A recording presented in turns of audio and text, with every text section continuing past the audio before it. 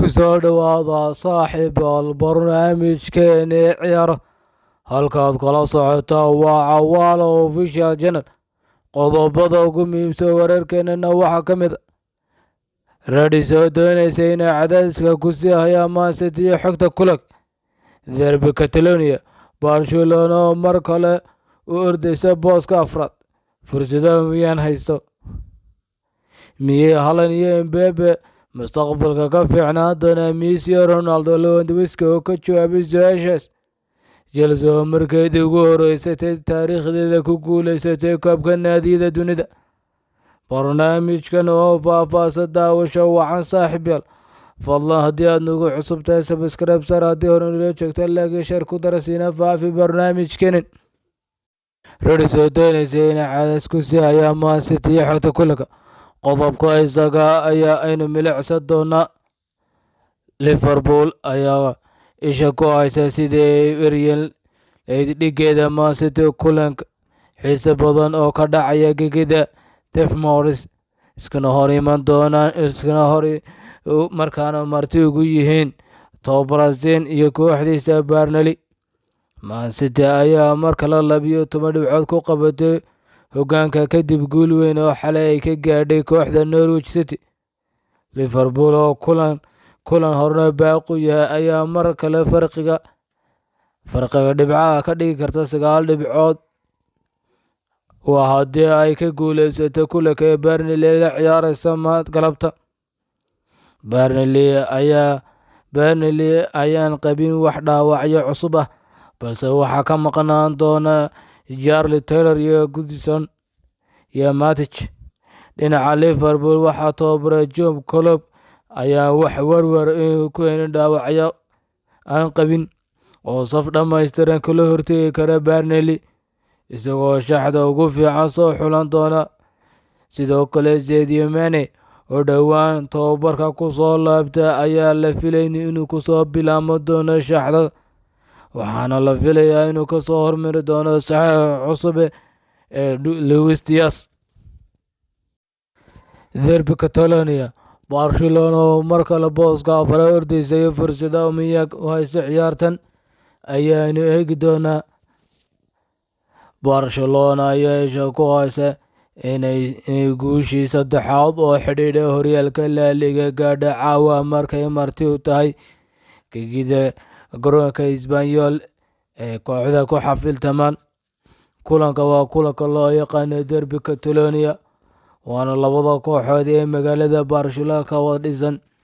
Barcelona ayaa haatan booska afraad lagala baxay guul ay 4-3 xalay gaadhay kooxda Atletico Madrid kana gaadhay kooxda Getafe, taasoo ka dhigan in Xavi mar kale u dagaalami doono soo celinta booska afraad, kaasoo Espanyol ka hortegi kara caawa. Espanyol ayaa ka maqnaan doonaan ciyaaryahanada Oscar isagoo ganax ku seegi doona, halka Fernando dhaawac kaga maqnaan doona. Espanyol waxa uu soo noqonaya gool dhaliyahooda Raúl Tomás.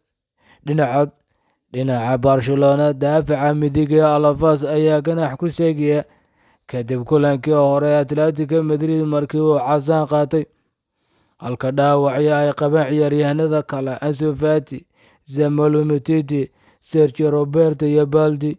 sidoo kalena waxaa shaki la gelinayaa taamahaanshaha buuxa inay u yihiin ciyaaryahanada kale Memphis Depay, Luis Garcia.